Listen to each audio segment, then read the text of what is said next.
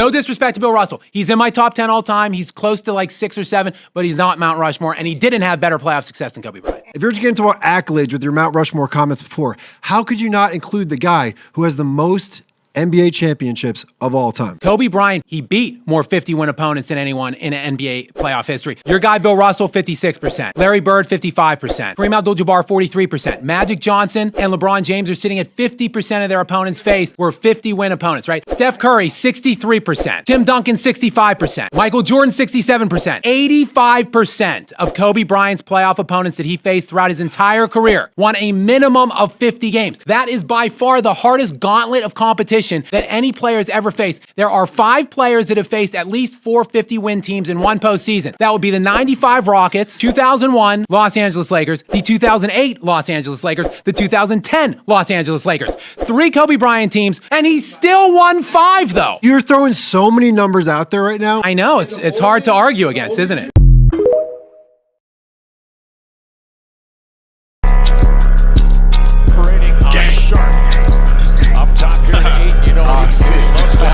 I'm back in this bitch.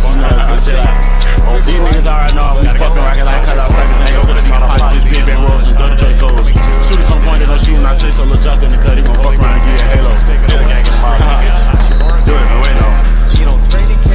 I'ma start this off by saying, bowling on your ass, doing that Instagram thugging for them hoes in your fans. You don't type how you act, you gon' get your ass down. Around here rapping like you stepping, you ain't even in your bag. You ain't even got a body, I'ma see you with your mans. Last nigga tried to play, I left his ass where he stand. Should've killed this fucking dog, but his pussy ass ran. You don't get no respect, cause your goofy ass ran. Ayy, my driver swung the dope, I hop out and up the scope. Hit his ass a couple times, it ain't empty, bang some more. Put these hoes in the store, how many hit I say by folks. It's your cases on the scene, I'm mask up, they ain't gon' know. Counting old money, new money, I got blue honey. Stomp a nigga ass out, what is Glock like 200? Catch that nigga ass out, I know he don't shoot nothing. You know that nigga killed your dog, and you still ain't do nothing. Up stick, it's a whole honey, he a whole dummy. Wanna watch the nigga nose, I think the nigga nose running. Freaky bitch, she gon' eat the dick, she got a nigga coming. Sorry baby, I'll be home later, I been road running. Why this nigga faking, acting like your own son? Cable grab the king, I'm finna show this nigga son. Nigga huh? I'm like nigga what? You gon'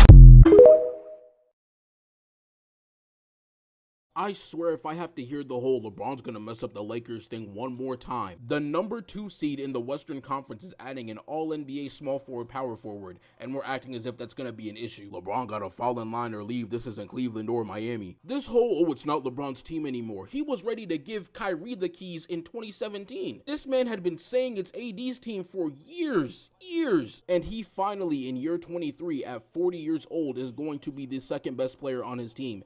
And we're acting as if he's upset. We're manufacturing a problem with this. Oh, well, I just don't know if his play style can really fit with the team. I don't know how he fits with the team. Austin Reeves is going to need the ball more, and he's going to be the secondary ball handler, so what's LeBron's going to do? The same thing he did last season when Austin Reeves was the secondary ball handler. Luka was the clear number 1, and Austin and LeBron split touches and time of possession pretty much 50-50. Even in the postseason, it was super close between LeBron and Austin. I do think it should be LeBron, though. Post-trade, LeBron focused majority of his effort on the defensive side of the ball, in which he improved the Lakers significantly. Oh, but LeBron's not a threat off the ball. He's not a threat off the ball. Yeah, one of the most efficient players off cuts and one of the most efficient catch-and-shoot players in the NBA last season is going to be a problem off the ball. I really wonder how the Lakers are going to make this trio work. As if we didn't watch these games last season. Let this be any other player that is joining a top 5 team in their conference from injury. Let the Boston Celtics be a 4 seed in the Eastern Conference come February, March.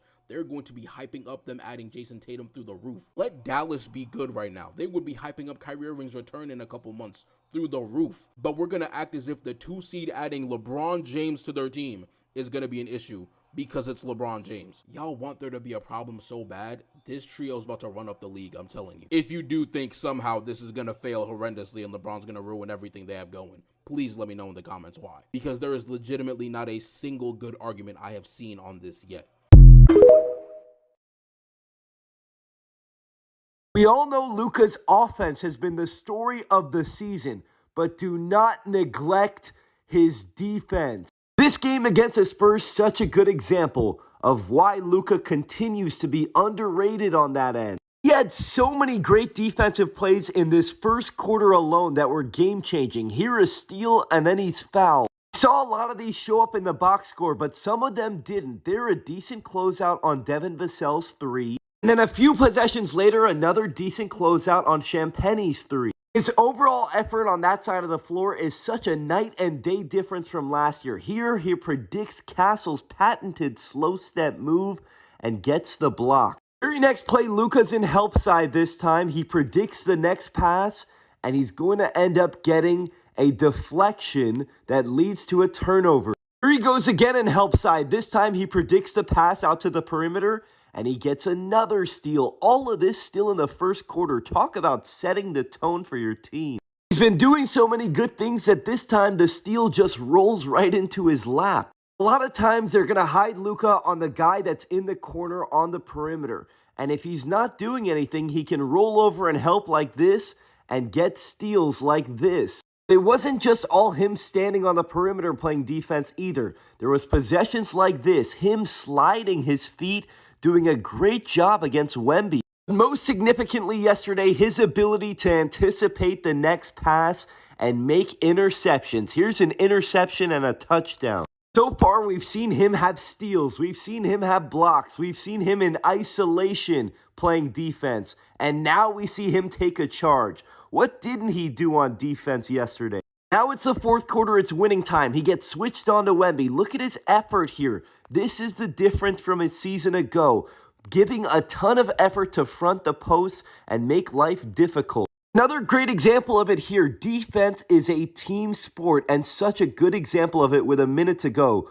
Luka gets blown by, but look at DeAndre Ayton doing such a good job in help, and then later in the possession, another great Luka contest, forcing another miss. Luka would end up finishing his night with 35 points, 13 assists, 9 rebounds, but maybe most significantly, those 5 steals and 2 blocks.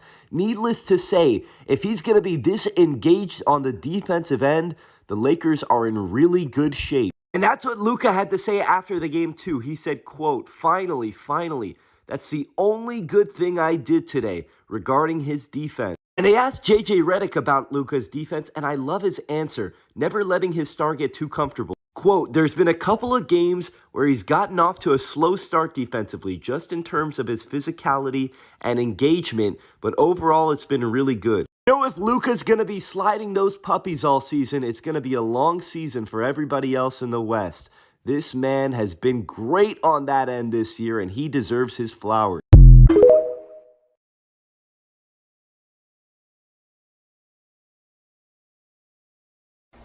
What's going on, good people? This your guy King Fitch. Don't forget to like, subscribe, and hit notification bell for more hits. Sometimes even it could be a miss, but enjoy. That's it.